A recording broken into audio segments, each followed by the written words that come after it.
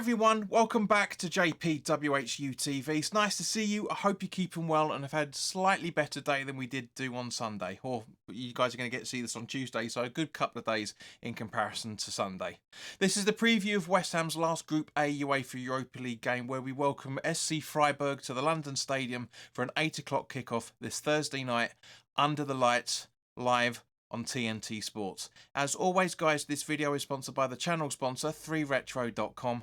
Please click the link in the description below that will take you directly through to the West Ham section of their website. And as you can see from the icon that's up here, there's some very nice retro gear in there, along with track jackets, polo shirts, sweatshirts and t-shirts, so go check those out. Any purchases you make through the link in the description below, the commission that the channel would normally be getting, as I always say, I'll be sending on to the charity Iron Supporting Food Banks. They're based in the Newham area, and they're helping those in the Newham area and the Essex County and further afield for that matter, to help put food on the tables for those who have been struggling over the last 4 to 5 years. So guys, go grab yourself a really nice retro shirt. You'll be saving yourself a few quid in comparison to the club shop, and you'll be helping those the less fortunate than you and I. So guys, as always, there's timestamps in the description, so if you've got a few minutes, stay with us. If you haven't, that's fine, jump around to whatever you want to listen to. Now, as we remember, when we played Freiburg away back on the 5th of October, where we won with a 2-1 scoreline with a goal from Paquetá on the 9th minute, then Saleh equalised into the early stages of the second half on the 49th minute, and then Aguerd on the 66th. I do genuinely think this is an apology game for Moyes and for the guys and for the players, and we'll go into more detail about that when we talk about the West Ham section. Now, normally I don't include Premier League stuff in previews for non-Premier League games, but I'm making the exception because there's a few things we need to talk about. But looking at Freiburg, their last game was on Saturday, where they played Wolfsburg away and they won it 1-0 with a goal from Gregoritsch on the 90th minute. So, you know, you could argue maybe a bit of fatigue with those guys as well, but bollocks at the end of the day. In terms of their league position in the Bundesliga, they are 18th after 14 games, winning 6, drawing 3, losing 5, scoring 17 goals, conceding 23, so a -6 goal difference on 21 points. So give or take, you know, they're one place above us in the equivalent of the Premier League with what was it? Was it 2 points further back than they are than we are? I should say. You know, a game in hand from that point of view. So you could argue that it's relatively even for both sides in terms of their performance in the league, as well as the Europa League itself, because obviously, as we know, it's double pegging at the top, which we'll go into a little bit further. But in terms of Freiburg's style of play, their manager Christian Streichel's go-to formation is an all too familiar 4-2-3-1.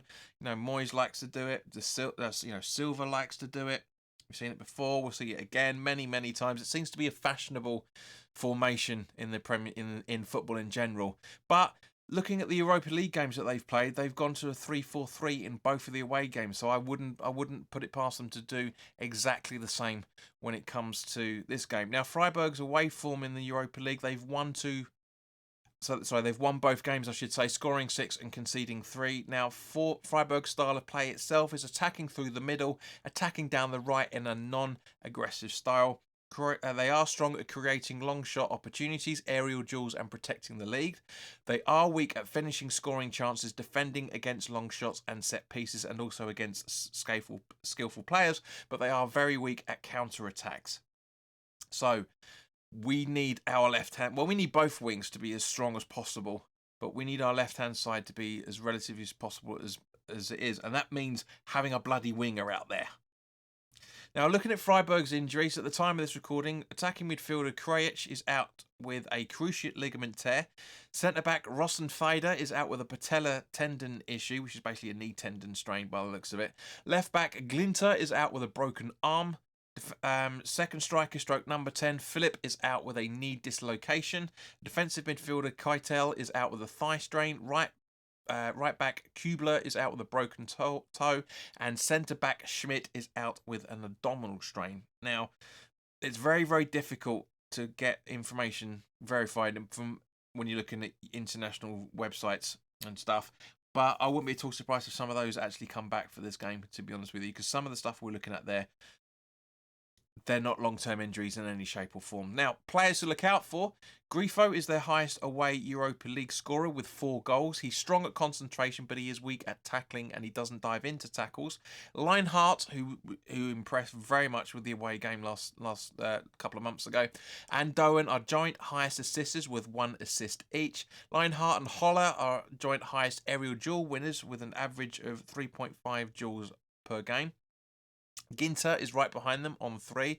Leinhardt is, like Grifo, strong at concentration but doesn't dive into tackles.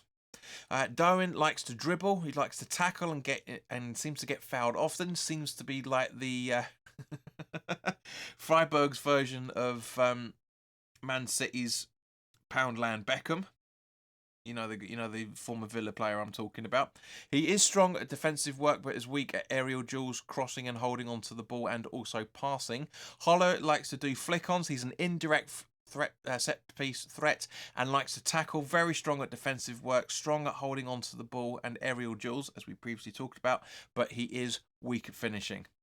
So, yeah, as I said, guys, let's turn to West Ham now.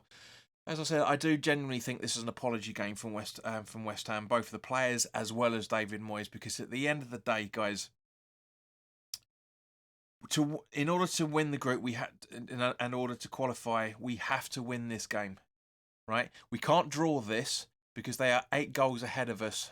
They've scored 17 and conceded 5 in all competitions in the Europa League group stage, compared to us scoring 8 and conceding 4.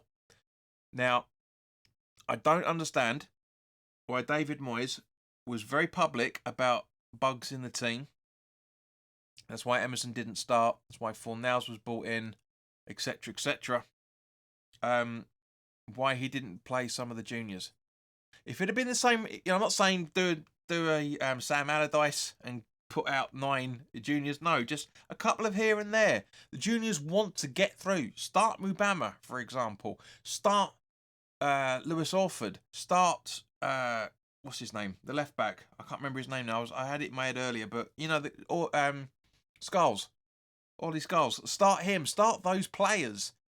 And just rest players, because this, to be honest with you guys, as much as we love the Premier League, I'll be very surprised if any of you don't say this in the comment section.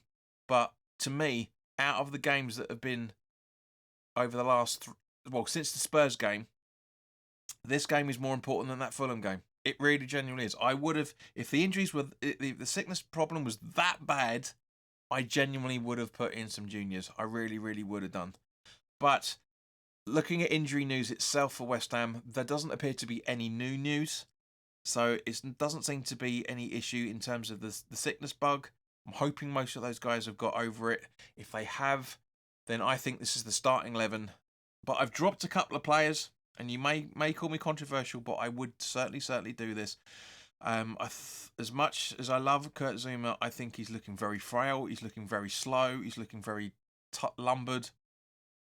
Aguerd makes mistakes. This is a game we cannot afford to lose, because if they go to if Freiburg stay as it is and they are top of the group table, then we have to play into the next playoff round.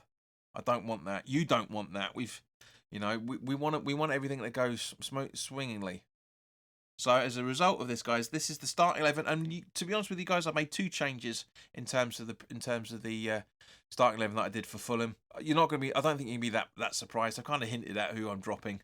But guys, this is the starting 11 that I would put out. And as always, put your comments in the comment section below. But this is the starting 11 that I want to see at West Ham on Thursday. Fabianski in goal, with a back 4 of Soufal, Kehrer, Mavropanos and Emerson. Alvarez in the defensive midfield position, sitting behind James Ward-Prowse, alongside Kudus, Paquetá and Cornet in the midfield, with Bowen up front.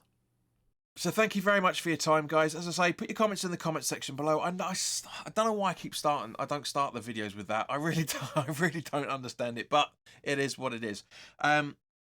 Yeah, as I say, I do think this is an apology game. They have to go out all guns blazing, apologise to us by conceding 5 fucking goals, 2 of which should never have happened. 3 goals were brilliant. The first 2, no way.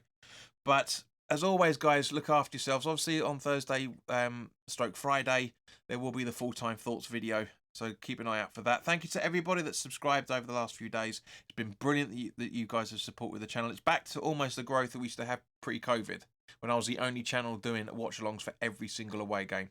But in the meantime, guys, look after yourselves, take care, and I'll see you very, very soon. All the best now.